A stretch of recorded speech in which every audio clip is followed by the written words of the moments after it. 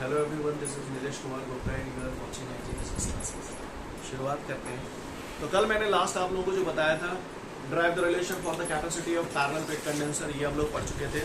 और उसके बाद हमने पढ़ा था explain the various factors which is affecting the capacity of the condenser, right. ये हमने पढ़ लिया था। अब हमें इसके आगे बढ़ना है। तो लास्ट टाइम तक हमने जितना भी पढ़ा था उस पे बेस्ड हम लोग आज एक न्यूमेरिकल करेंगे, राइट। तो क्या हम लोग तैयार हैं सभी लोग न्यूमेरिकल के लिए? तो चलिए उस न्यूमेरिकल की तरफ हम लोग आगे बढ़ते हैं। न्यूमेरिकल में हमसे बोल रहा है कि एक पैरेलल प्लेट कैपेसिटर है ना। एक सेकेंड, जस्ट ओके। वो मुझसे बोल रहा है एक पैरेलल प्लेट कैपेसिटर है ना। और उसकी जो प्लेटें हैं, हर एक प्लेट का एरिया 50 सेंटीमीटर स्क्वायर। हर प्लेट का एरिया है 50 सेंटीमीटर स्क्वायर। ये मैंने एरिया ले लिया, हर एक प्लेट का एरिया ले रहा है 50 सेंटीमीटर स्क्वायर। आगे वो ये बोल रहा है आपसे विद ये जो प्लेटें रखी हैं that is at a separation of 2 millimetre. That is at a separation of 2 millimetre. अच्छी बात, 2 millimetre. Calculate its capacity when the medium between the plate is air in the two dielectric of dielectric constant 5। Okay, ठीक है। अभी बताता हूँ उसमें क्या पूछना है। सबसे पहले हम लोगों को क्वेश्चन समझना है, ठीक है। क्वेश्चन समझना है, उसके बाद हम लोग आंसर देंगे। तो सभी लोग ध्यान से सुनिएगा क्वेश्चन को, ठीक है। क्वेश्चन मैं आपको दोबारा एक्सप्लेन करता हूँ, ध्यान से सुनिएगा। वो कह रहा है parallel plate condenser, this is the parallel plate condenser, right guys, ठीक है। तो ये मैंने पैरेलल प्लेट कंडेंसर बना दिया आपको। ये मैं रोज पढ़ा रहा हूँ आपको पिछले टर्म से, है ना। ये पैरेलल प्लेट कंडेंसर जो बोर्ड पे लिख रहा हूँ आपको साफ नजर आ रहा है प्रॉपर? तो ये मैंने पैरेलल प्लेट कंडेंसर आप लोगों के सामने बना दिया, ठीक है जी। अब वो कह रहा है कि ये जो पैरेलल प्लेट कंडेंसर है, इनकी जो प्लेटें हैं, हर एक प्लेट का एरिया 50 सेंटीमीटर स्क्वायर है, ठीक है। और इन दोनों प्लेटों के बीच का जो सेपरेशन है ना, सेपरेशन को हम लोग डी से डिनोट करते थे, तो separation between the two plates is 2 millimetre. तो कह रहा है इस कंडेंसर की कैपेसिटी कैलकुलेट करो दो सिचुएशन में इसकी कैपेसिटी कैलकुलेट करो दो सिचुएशन में, है ना। पहली सिचुएशन ये है कि कैपेसिटी तब कैलकुलेट करो जब दोनों प्लेटों के बीच में मीडियम एयर भरा हुआ है, क्लियर, एयर भरा हुआ है। तो यानी हमें कैपेसिटी कैलकुलेट करनी है कब? जब दोनों के बीच में मीडियम एयर भरा हुआ है, इसलिए मैंने सफिक्स में ए लगा दिया। समझ में आई है? क्लियर। यानी we have to calculate the capacity of the parallel plate condenser when the medium between the two plates is air. समझ में आई बात? बोलो भैया, है ना। अच्छा, दूसरा कह रहा है कि इन दोनों प्लेटों, इस पैरेलल प्लेट कंडेंसर की कैपेसिटी कैलकुलेट करो जब इन दोनों के बीच में मीडियम भरा हुआ है, क्लियर। यानी कैपेसिटी तब कैलकुलेट करनी है जब मीडियम भरा हुआ है। और कह रहा है जो मीडियम भरा हुआ है उसका डाइलेक्ट्रिक कांस्टेंट 5 है। कहानी समझ में आई? दो सिचुएशन में हमें कैपेसिटी निकालनी है। क्या मैं उम्मीद करूं यहां तक हमको सारी बातें क्लियर हो चुकी हैं? ओके, तो करते हैं हम लोग इस क्वेश्चन को सॉल्व। एरिया हमको दिया है 50 सेंटीमीटर स्क्वायर भैया, 50 सेंटी मुझे मालूम है कितना होता है, बताओ जरा। 10 की पावर 2 नहीं, माइनस को बोलेगा, क्या कर रहा हो तेजस्वा? 10 की पावर -2 सेंटी होता है, 10 की पावर -2। तो सेंटी की जगह मैंने 10 की पावर -2 टिका दिया। मीटर भैंसों की भैंसों और होल स्क्वायर, तो बराबर 50 10 की पावर -2 का होल स्क्वायर। अगर इसे खोलूंगा तो इट बिकम्स 10 की पावर 4। अच्छा तेजस्व सॉल्व करके बता रहा था कि 10 की पावर 4 प्लस को या माइनस को, इशारे थे बता, प्लस को या माइनस को? माइनस को। पूरा आंसर बोलवे करो कि मुझे कुछ पूछना ही नहीं पड़े बाकी बात। और फिर जो मीटर को ब्रैकेट खोलेंगे तो मीटर स्क्वायर। स्टेप समझ में आ रहा है जो लिखा है मैंने बोर्ड पे, है? अच्छी बात है। अब वो कह रहा है separation between the two plates is 2 millimetre. Milli कितना होता है? मिली कितना होता है? 10 की पावर 3। माइनस को बोलेगो, ठीक है बॉस, सीन क्लियर है? हुए को परेशानी? तो चलो चमका दो। अब बताओ, पहला सिचुएशन, पहला केस सॉल्व कर रहे हैं। Capacity of parallel plate condenser. तो भैया पैरेलल प्लेट कंडेंसर की कैपेसिटी का फॉर्मूला मैं जानता हूँ, K epsilon not A upon D होता है। बोलो भैया, होता है कि नहीं होता? अब एयर के लिए निकालना है, तो एयर के लिए K कितना हो जाएगा? इशारे से बताओ जरा जल्दी से। हाँ, तो एयर के लिए हमारा K बराबर 1 होता है। तो K की जगह अगर 1 रख दूंगा तो यहां पर मुझे क्या हासिल होगा? CA बराबर के की जगह 1 रख दिया, तो 1 का मल्टीप्लाई से करूँ दोगे तो कौन सी तोप चल जाएगी? कुछ गलत कह रही मैंने? बोला भैया? ठीक है, अगर यहाँ तक बात समझ में आती है तो आगे बढ़ता हूँ। एप्सिलॉन 0 की वैल्यू चैप्टर 1 में पढ़ चुका था। कांस्टेंट टर्म है, ये फिक्स वैल्यू होती है इसकी, that is 8.86 into 10 to the power -2 into a area है, एरिया मेरे पास ये आ चुका है, that is 50 into 10 to the power -4 divided by D.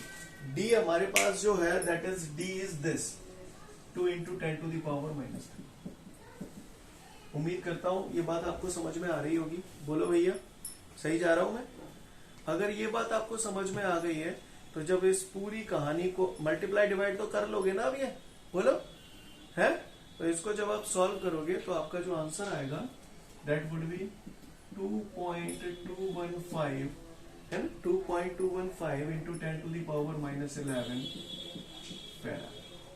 ये आ गया कैपेसिटी। कब आई है ये पैरेलल बेड कंडेंसर की कैपेसिटी? जब दोनों प्लेटों के बीच में मीडियम एयर भरी हुई है, राइट? अब सेकंड सिचुएशन में हमें निकालना है, ठीक है?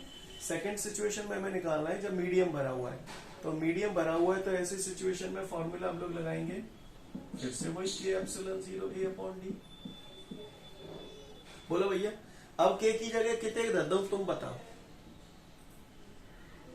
नहीं बोल, 5 रख दूं? समझ में आया? 5 क्यों धर दूं? क्योंकि पट्ठन ने मुझे दव है। के कितने दव है पट्ठन ने? के का 0, के 5 दव है। दव है कि ना दव? तो के की जगह मैंने धर दो 5। ठीक है, समझ गए? समझ गए? अब फिर वही, जैसे एप्सिलॉन 0 की वैल्यू यहाँ धरी, मैं उधर दे हूँ। ए की वैल्यू यहाँ धरी है, मैं उधर दे हूँ। डी की वैल्यू धर दे हूँ। धर दे हूँ नहीं धर दे हूँ? एक सामान्य तरीका जो होता है, एक बच्चा जो पढ़ता है वो जब इसे करेगा तो ऐसे ही करेगा जैसे मैं बता रहा हूँ। के की जगह 5, एप्सिलॉन 0 की जगह एप्सिलॉन 0 की वैल्यू टांग देगा, ए की जगह ए की वैल्यू रख देगा, है ना, और सॉल्व कर लेगा। या तो ऐसे कर लो, मैं यहाँ पर आपको कुछ नया भी बता रहा हूँ, ठीक है ना? वैसे तो आप कर ही लोगे। आ जाओ, ये बराबर CA के है, नहीं यही बात समझ में? बोलो भैया, क्लियर है? तो बस अब क्या हो वो कि 5 इंटू CA की वैल्यू आप ये निकाल चुके हो, 2.215 इंटू 10 टू द पावर -11। बोलो भैया, कहानी समझ में आ गई यहाँ तक आपको? कहा हुए को परेशानी है? तो इसको मल्टीप्लाई वगैरह तो कर लोगे ना? तो इसको जब आप सॉल्व करोगे तो आपके सामने जो आंसर आएगा that would be 11.075 into 10 to the power -11 farad, है ना, इंटू 10 टू द पावर -11 फेरा। उम्मीद करता हूँ आप लोग को समझ में आ गया होगा। फटाफट इसे नोट डाउन कर लो। चलिए, तो फिर अब हम लोग अगले क्वेश्चन की तरफ चलते हैं। अब अगले क्वेश्चन में हमसे क्या कह रहा है ये हमें ध्यान से समझना है। लेकिन इससे पहले कि अगला क्वेश्चन समझाऊं, पहले आप एक बात बताओ। बताओगे सभी लोग? बताना। मैंने शायद आपको पिछले टर्म पे भी एग्जांपल दिया था, ऐसा बताया था शायद। जैसे एक बंदा है ना, जैसे मैं ही एक बंदा हूँ, ये मेरा पूरा शरीर है। मैंने किसी एक बंदे की ऐसे उंगली काट दी, तो मैंने उसे क्या पूरा कट कर दिया या पार्शियली कट किया? पार्शियली कट किया या फुली कट किया? पार्शियली कट किया, है ना? क्लियर? पार्शियली का मतलब होता है कि पूरा नहीं, केवल एक छोटा सा पार्ट। क्लियर? पूरा नहीं, केवल एक छोटा सा पार्ट। समझ में आ रही है मेरी बात? क्लियर? पार्शियली का मतलब ये होता है पूरा नहीं, केवल एक छोटा सा पार्ट। समझ में आ रही है मेरी बात? क्लियर है ना? तो वही हमें समझना है। पार्शियली का मतलब समझ गए ना क्या होता है? पार्शियली का मतलब होता है एक छोटा सा पार्ट। क्लियर? तो समझे, वो यहाँ पर ये कह रहा है, क्वेश्चन हम लोग बाद में समझेंगे, पहले समझते हैं कुछ जनरल बातें, है ना? तो वो मुझसे यहाँ पर ये कह रहा है कि ये पैरेलल प्लेट कंडेंसर है। आप सभी लोगों को पैरेलल प्लेट कंडेंसर दिखाई दे रहा है प्रॉपर बोर्ड पे, है ना? अच्छा, पैरेलल प्लेट कंडेंसर जब आपने पढ़ा था तो आप बोलते थे भैया इस प्लेट को हम चार्ज देते हैं, ये हमने इस प्लेट को चार्ज दिया है और इंडक्शन के कारण यहाँ पर नेगेटिव चार्ज आता था और इसको आप अर्थ से कनेक्ट कर देते थे। यही तो था कंडेंसर। बोलो भैया, सही बोल रहा हूँ? अच्छी बात है। दोनों प्लेटों के बीच का डिस्टेंस जो होता था उसे आप D से डिनोट करते थे, अगर आपको याद हो तो। Separation between the two plates is D। ये सब आप पढ़ चुके थे पहले, राइट? अच्छा, कल जब आपने पढ़ा था तो पैरेलल प्लेट कंडेंसर में इन दोनों प्लेटों के बीच में मीडियम भरा हुआ था छकाछक, जिसका डाइलेक्ट्रिक कांस्टेंट के था। सही बोल रहा हूं? ऐसा था, है ना? आज वो हमसे ये बोल रहा है कि भैया ये जो दो प्लेटें हैं, इन दो प्लेटों के बीच में मीडियम भरा तो है, लेकिन जैसे कल फुल्ली भरा हुआ था, पूरा छकाछक भरा हुआ था, वैसा आज नहीं भरा है, वैसा आज नहीं भरा है। समझ में आ रही बात? आज जो भी फील्ड है वो पार्शियली फील्ड है। कैसा फील्ड है? पार्शियली फील्ड है। समझ में आ रही बात? यानी मैंने यह मीडियम तो भर दिया, लेकिन ऐसे भरा हुआ, ये मीडियम भरा हुआ है, ठीक है। इस मीडियम का डाइलेक्ट्रिक कांस्टेंट के है और इसकी थिकनेस टी है। अब बताओ, ये जो मीडियम यहाँ पर भरा हुआ है वो फुल्ली फिल्ड है या पार्शियली फिल्ड है? पार्शियली फिल्ड है। तो यही उसका क्वेश्चन है। वो कह रहा है drive the relation for the capacity of parallel plate condenser when a dielectric medium is partially placed in between the two plates. Got the question, everyone? Again, I repeat the question. He is telling you derive the relation for the capacity of parallel plate condenser when a dielectric medium is partially placed in between the two plates. I hope you understand, right? तो चलो इसकी capacity हमें निकालनी है। Capacity हम अब निकालेंगे थोड़ी देर में, पहले कुछ जनरल बातें कर लें। तो भैया जी तो मीडियम भरा हुआ है, ठीक है। कितनी डिस्टेंस में मीडियम भरा हुआ है इशारे से बताओ? टी डिस्टेंस में है ना, इसकी थिकनेस टी है। अच्छा, दोनों प्लेटों के बीच का सेपरेशन कितना है? ये भी मुझे दिखाई दे रहा है, डी है भैया दोनों प्लेटों के बीच का सेपरेशन। अब डी में से टी हिस्से में तो मीडियम भरा हुआ है, लेकिन अगल बगल की जो संद है, बस संदन में कहां भरा हुआ है? एयर भरी हुई है। जहां कुछ नहीं होता वहां हवा होती है। तो मुझे बता दो, ये पूरा डिस्टेंस डी है और टी में भरा है मीडियम, तो हवा कितने हिस्से में भरी है? हाँ सिंगल साहब, very good, correct answer. D minus T. जब डी में थे जो टी हिस्सा माइनस कर देंगे तो बचो कुछ जी जाओ। तो डी माइनस टी हिस्से में क्या भरी हुई है? हवा। और मीडियम कितने हिस्से में भरा हुआ है? टी हिस्से में। समझ में आ गई बात? तो बस अब कछु बचो ना ने, रेल चली भाई, रेल चली। क्लियर? आ जाओ।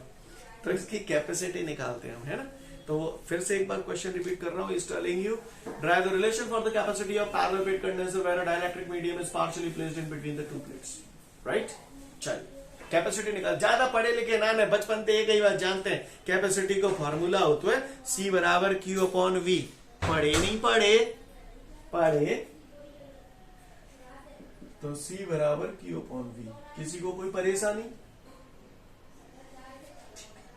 C बराबर Q अपॉन, अब V पोटेंशियल है। यहां पर कितने प्रकार के मीडियम है दोनों प्लेटों के बीच में? दो प्रकार के। कौन कौन है? एयर है और मीडियम है। सही बोल रहा हूं ना? एयर है और मीडियम है। तो यहां पर जो पोटेंशियल होगा that is because of air and because of medium. Right guys? क्या स्टेप समझ में आया? अच्छी बात है, आप महान है। तो C बराबर Q अपॉन, मैंने बचपन में पढ़ा था, V बराबर वेद, चारों वेदों का ज्ञान था आपको। बोलो पढ़े थे कि नहीं? V बराबर ED।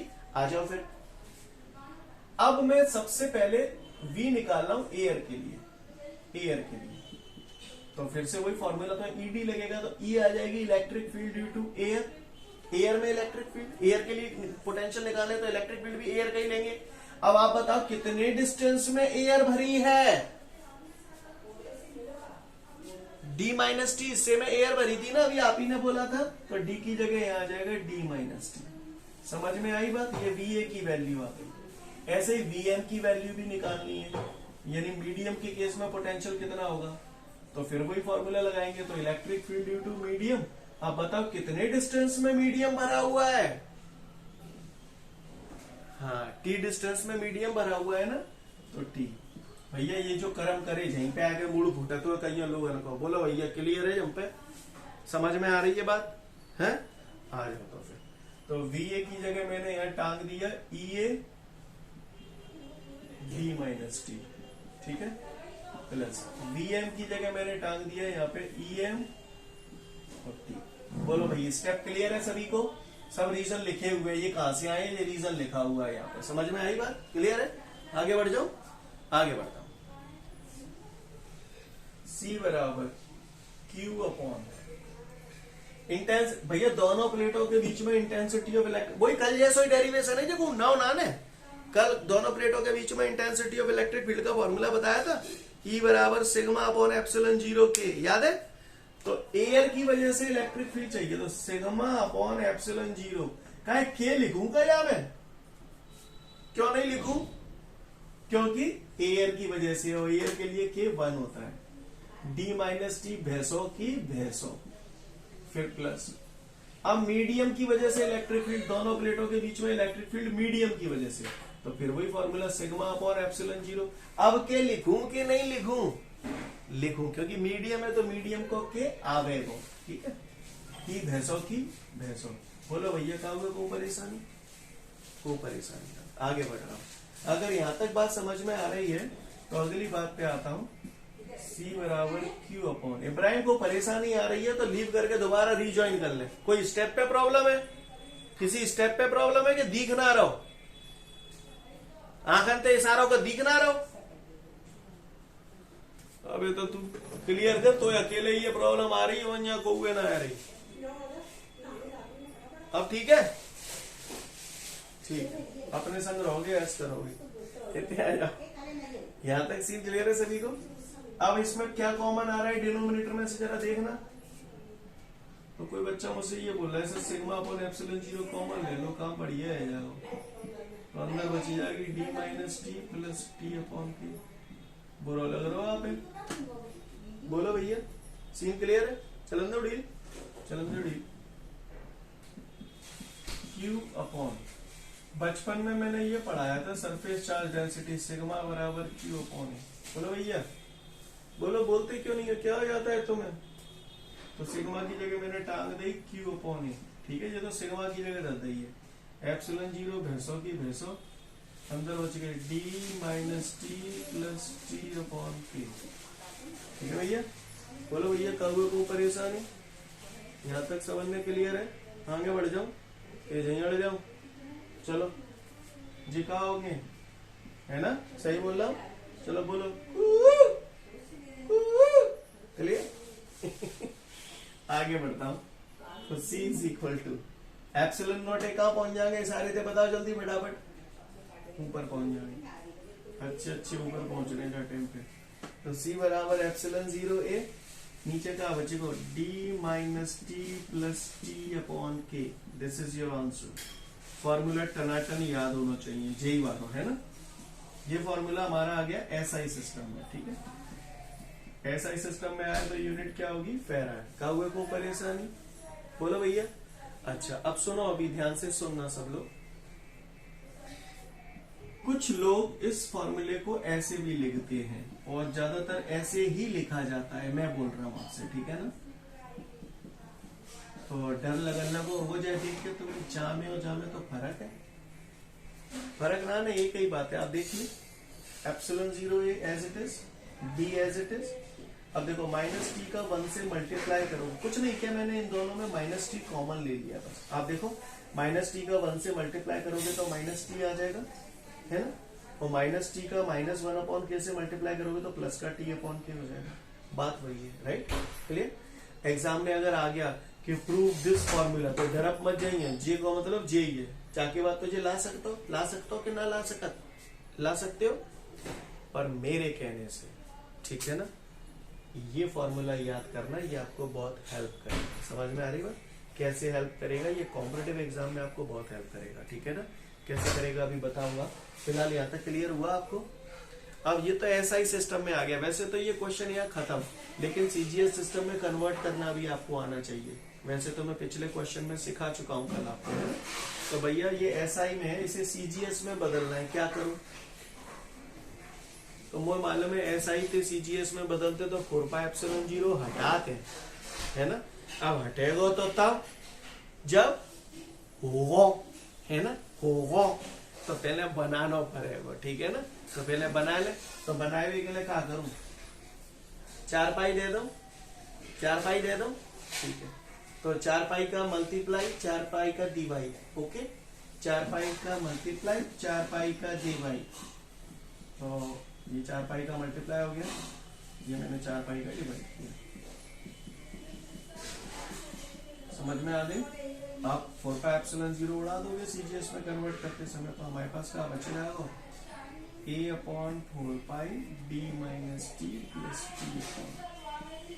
I hope you understand guys. ये सीजीएस सिस्टम में रिलेशन आ गया, और सीजीएस सिस्टम में तो इसे हम लोग यूनिट क्या देंगे, स्टेट फेराड। ठीक है, यहाँ तक आपके 12th बोर्ड एग्जाम का सवाल है, आप यहाँ तक कर देना, इससे ज्यादा जरूरत नहीं, पर पता होना चाहिए आपको एटलीस्ट। ओटी में ही पूछ लो, माने सीजीएस सिस्टम में कैपेसिटी का फॉर्मूला तो जो पढ़ो ही नहीं होगा तो लगाओगे कहाँ थे।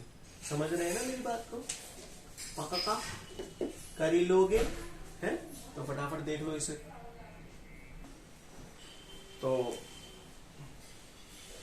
सीन क्लियर है हमको, यहाँ तक सभी को सारी बातें क्लियर है। हमने पढ़ा capacity of a parallel plate condenser when a dielectric medium is partially placed in between the two plates.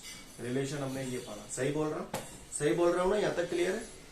अब कुछ सिचुएशंस दे रहा हूं, अपने रफ कॉपी पेन तैयार रखो। ठीक है, रफ कॉपी पेन तैयार रखो। अब हम इसके आगे सिलेबस नहीं बढ़ा रहे हैं। क्लियर? सिलेबस नहीं बढ़ा रहे, अब कल बढ़ेगा। कुछ क्वेश्चंस दे रहा हूं छोट छोट, तो आप लोग उसे करना है ना, फुट। ओके, चलिए तो देखते हैं हम लोग। ठीक है, मेरा पहला क्वेश्चन थारे से, फर्स्ट क्वेश्चन, अगर मैं ये जो मीडियम है वो पूरे में छकाछक भर दूं, फुल्ली प्लेस्ड कर दूं, फुल्ली ऐसे जो मैं टक, तो बताओ टी काय के बराबर है जाओ, डी के बराबर है जाओ, टी डी के बराबर है जाओ। अच्छा, टी डी के बराबर है जाओ, मतलब you mean to say T is equal to D.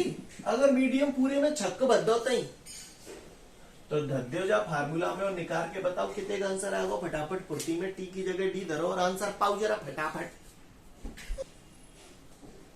चलो देखते हैं हम लोग। जब मीडियम फुल्ली प्लेस्ड है तो इसका मतलब T is equal to D हो गया, तो टी की जगह डी टांग दूंगा यहाँ पर, तो ये रिलेशन हो जाएगा सी बराबर epsilon 0 A upon D minus D plus D upon K. तंते पर रहा है डी ते डी कटी गो, के कहां पहुंच जाओ ऊपर, तो सी बराबर आ गया के एप्सिलॉन 0 ए अपॉन डी। देखो ये आ गया, ये वही है जो कल था, याद है?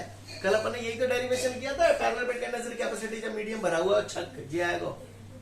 नहीं यही बात समझ है? सीन क्लियर है? अब सुनो, अब अगर जय बात है वो न्यो बोले कि भैया पूरे में मीडियम भरो भाव है, पर वो मीडियम के तौर पर कोई मीडियम नहीं है, हवा है, हवा पूरे में हवा भरी है, एयर कंडेंसर है, तो फिर के की जगह का टांग दोगे, तो जे रिलेशन का है जा बोला ला रे। समझ में नहीं यही कहा करा है चिपटी। समझ गए? पक्का ठीक है। तो एक काम करो, सबसे पहले 2 केस पढ़ो। अगली सिचुएशन में पट्टा मुझसे मालूम है क्या कह रहा हूं, है मोती न्यो कह रहा है कि दोनों प्लेटों के बीच में ये मीडियम भरा हुआ है ना, ये पार्शियली प्लेस्ड है, तो जो हटाइए है ना। मालूम है माने का धरो है मीडियम, सोनो दादा सोनो क्लियर, सोना क्लियर, मेटल जो होती है ना सोना, वो वाला सोना क्लियर। समझ में आ रही है बात? ओके, तो उसने गोल्ड प्लेट रख दी है, गोल्ड प्लेट पार्शियली फिल्ड कर दी है, गोल्ड प्लेट। अब पार्शियली गोल्ड प्लेट रखिए, जरूरी ना गोल्ड ही रखिए, सोना भी रख सकता है, चांदी भी रख सकता है, क्लियर। च्यवनप्राश नहीं रख सकता, क्लियर। सोना और चांदी रख सकता है, राइट। सोना, चांदी, तांबा, कोई भी मेटल रख सकता है, राइट। तो वो कह रहा है, उसका क्वेश्चन ये है कि दोनों प्लेटों के बीच में मैंने कोई मेटेलिक प्लेट रख दी है, पार्शियली फिल्ड की है, पार्शियली, तो इसकी कैपेसिटी कितनी हो जाएगी? तो भैया मेटल्स के लिए के कितना होता है, चैप्टर 1 में बताया था, चैप्टर 1 में के इज इक्वल टू इंफिनिटी, है ना। For, oh my god pen भी सूख गया। फॉर मेटल्स के लिए के बराबर इनफाइनाइट होता है, टांग दो इसमें, तो सी बराबर एप्सिलॉन नॉट ए upon D minus T plus T upon infinity. बोलो भैया सही बोल रहा हूं? और किसी भी चीज के अपॉन में इन्फिनिटी आ जाता है तो वो तो बेचारा शहीद हो जाता है, उसकी वैल्यू 0 हो जाती है। बोलो, तो फाइनली हमारा आंसर क्या आया बेटा? सी बराबर epsilon 0 A upon D minus T. काउंगा को परेशानी ला रे। बोलो तीसरा केस देखो फटाफट, फिर आगे बढ़ूंगा। तो अब इसके बाद 2 केस हमारे और बचते हैं, तो आप सभी लोग ध्यान से सुनेंगे, ठीक है। अगला केस में वो ये बोल रहे हैं कि भैया ये पैरेलल प्लेट कंडेंसर है आपका, ठीक है, इसको हम अर्थ से जोड़ देते हैं, यहाँ से चार्ज देते हैं, ठीक है, ऐसे तो पढ़ा था। और इसके बीच में वो कह रहा है कि मैंने ये प्लेटें रखी है, ये एक प्लेट रखी है, इसकी थिकनेस है T1 और इसका डाइलेक्ट्रिक कांस्टेंट है K1। एक और मीडियम ये भरा हुआ है ना, इसकी थिकनेस है T2 और इसका डाइलेक्ट्रिक कांस्टेंट है K2। ये तीसरा मीडियम भरा हुआ, और भी भर सकते हो जितने मन पड़े, तो संजानो जो नहीं है बता रहा, क्लियर। ये तीसरा मीडियम है, इसका थिकनेस है T3 और डाइलेक्ट्रिक कांस्टेंट है K3। जो मैं लिख रहा हूँ आपको प्रॉपर नजर आ रहा है बोर्ड पे। This is the distance between the 2 plates, clear guys, ठीक है। अब मुझे यो पूछ रहा है कि इस कंडेंसर की कैपेसिटी बताऊं, है ना, जब इसमें अलग अलग डाइलेक्ट्रिक कांस्टेंट भरे गए हैं अलग अलग थिकनेस के। बताओ भैया ये पार्शियली फिल्ड है कंडेंसर या फुल्ली फिल्ड है? पार्शियली फिल्ड है। संदन में हवा भरी है तो कॉमन सेंस थे, कौन से सेंस थे? कॉमन सेंस से, ठीक है, लगाओ कॉमन सेंस। आओ तो जाकी कैपेसिटी कैसे लिखेंगे? रटवे की जरूरत ना है, कॉमन सेंस लगाओगे फॉर्मूला अपने आप पाओगे। डी माइनस, ठीक है, टी थिकनेस, तो जहां में थिकनेस T1 हुआ, T2 हुआ, T3 है, तो जाए लिख देंगे T1 plus T2 plus T3, और अब होते तो और जोड़ देते तो plus that that that that that plus. Scene clear है?